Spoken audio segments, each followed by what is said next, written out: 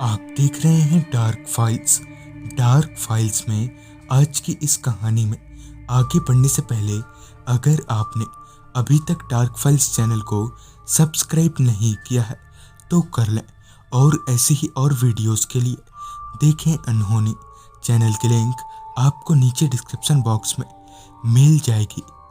जब बड़ी जद्दोजहद के बाद पापा ने हमें कार ले जाने की इजाज़त दी तो ये बात मैंने अपने दोस्तों को फ़ोन करके बता दी।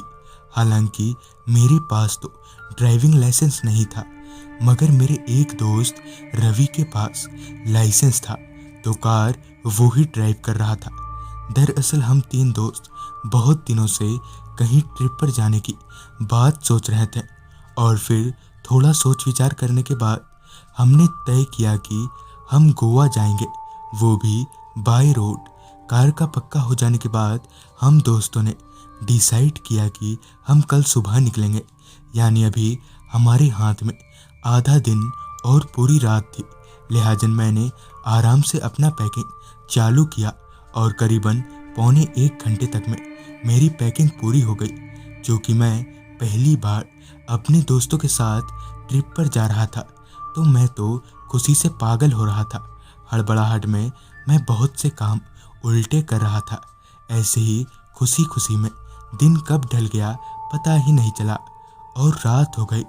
रात का डिनर हो जाने के बाद मैं अपने रूम में सोने चला गया। नींद तो मुझे वैसे भी नहीं आने वाली थी, मगर किसी तरह मैं आंख बंद करके सोने की कोशिश कर रहा था ताकि कल कार में मैं सोता ना रह जाऊं। थोड़ी ही देर में मेरे को नींद आ गई। अगली सुबह मैं जल्दी ही सोकर उठ गया। जैसा कि हमारे बीच तय हुआ था कि मेरे बाकी के दोस्त सुबह 10 बजे तक मेरे घर पहुंच जाएंगे और फिर यहीं से हम सब मेरी कार से गोवा के लिए रवाना हो जाएंगे। मेरे नाश्ता करते करते बाकी के दोनों दोस्त आ गए, लिहाजन मैंने जल्दी से अपना नाश्ता खत्म किया और मम्मी पापा से आशीर्वाद लेने के बाद हम लोग वहां से कार लेकर निकल गए। जब हम लोग मेरे घर से निकल रहे थे तो ना जाने क्यों पापा के चेहरे पर एक अजीब सी घबराहट थी। खैर मैंने इस बात पर उतना गौर नहीं किया। मुंबई से गोवा यहीं कोई 590 किलोमीटर के आसपास का ही होगा।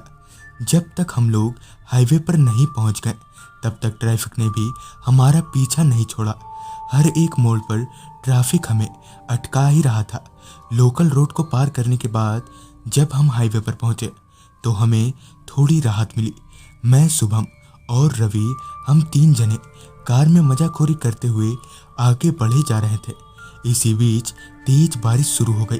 चूंकि इन दिनों बरसात का ही सीजन चल रहा था तो ऐसे में बारिश तो लाजमी थी। लिहाजन रवि ने कार के विंड स्क्रीन वाइपर्स ऑन कर दिए।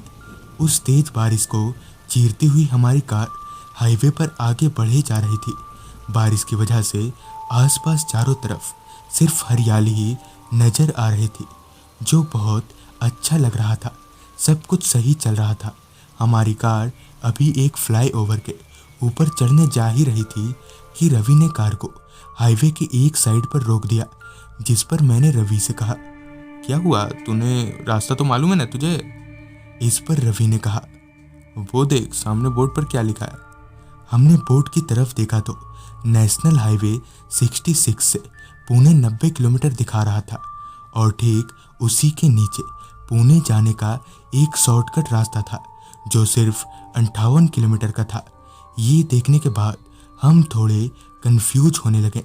हमें समझ नहीं आ रहा था कि किस वाले रास्ते से जाया जाए। थोड़ी देर सोच विचार करने के बाद मैं और रवि उस शॉर्टकट रास्ते से चलने का तय किया, मगर पता नहीं क्यों शुभम उस रास्ते पर जाने से मना कर रहा था। दरअसल शुभम ने उस रास्ते के बारे में बहुत सी अफवाहें सुन रखी थी, जिस वजह से वो डर रहा था। जिस पर मैंने उसे हिम्मत देते हुए कहा, अरे कुछ नहीं होगा यार, डर मत, हम लोग हैं ना। और इसी के साथ हमने कार को उस शॉर्टकट रास्ते की तरफ मोड़ लिया। हालांकि वो रास्ता तो हाईवे ही था, मगर उस रास्ते पर सिवाय हमारे ना ही कोई गाड़ी दिख रही थी और ना ही कोई इंसान। ये बात मुझे कुछ हजम नहीं हुई। खैर फिर मैंने इस पर ज़्यादा ध्यान नहीं दिया। वो रास्ता जिस पर हम अभी आगे बढ़ रहे थे वो दोनों तरफ से जंगलों से घिरा हुआ था। अब तक लगभग शाम हो चुकी थी और अंधेरा भी करीबन हो ही गया था। हम लोग अभी आगे बढ़ ही रहे थे कि हमें सामने रोड के बीचों बीच एक आदमी खड़ा दिखा। वो आदमी हाथ दिखाकर हमें रुकने का इशारा कर रहा था। उस आदमी ने रोड के बीचों बीच अपनी बाइक लगा कर रखी थी, जिस वजह से हम चाहकर भी साइड से नहीं निकल सकते थे। लिहाजन रवि ने कार को वहीं रोक दिया। कार रोकते ही वो आदमी कार के पास आया और कार के विंडो को नीचे गिराने का इशारा किया। विंडो के नीचे करते ही उस आदमी ने कहा, कहाँ जा रहे हो तुम लोग? तुम लोगों ने पीछे नो एंट्री का बोर्ड नहीं देखा? इस पर रवि ने कहा, पर पीछे तो कोई बोर्ड नहीं था। रवि ने इतना कहा ही था कि वो आदमी विंडो पर से हाथ डालकर कार की चाबी निकालने लगा। उसकी इस बदतमीजी को देखते हुए रवि ने तुरंत कार को ऑन किया और बड़ी मुश्किल से हम लोग उसके बाइक से साइड से निकल गए। हम लोगों को कुछ समझ नहीं आ रहा था कि वो आदमी कौन था और उसने ऐसी बदतमीजी क्यों की। हम 3 जने अभी खुद को संभाल ही रहे थे कि अचानक ही तेजी से चल रही हमारी कार झटका खाने लगी और 2-4 झटकों के बाद कार बंद पड़ गई। कार का इस तरह अचानक ही बंद हो जाना मुझे थोड़ा अजीब लगा। खैर रवि ने कार से बाहर निकला और बर्नट खोलकर चेक करने लगा। थोड़ी देर चेक करने के बाद रवि वापस कार में आ गया और सीट पर बैठते हुए कहा, कुछ समझ नहीं आ रहा, सब कुछ तो ठीक है। जिस पर मैंने कहा, तो अब? मैंने अभी ये कहा ही था कि एक आदमी ड्राइविंग विंडो के पास आया और विंडो नीचे करने का इशारा किया। रवि ने हल्के से विंडो को नीचे किया। विंडो नीचे करते ही उस आदमी ने कहा, साहब मैं मैकेनिक हूँ, आप बर्नट खोलिए, मैं देखता हूँ क्या बात है। उस आदमी के मुंह से ये सुनकर मैं थोड़ा हैरान था कि आखिर इसे पता कैसे चल गया कि हमारी कार खराब हो गई है। और तो और थोड़ी देर पहले तक तो यहाँ कोई भी नहीं था।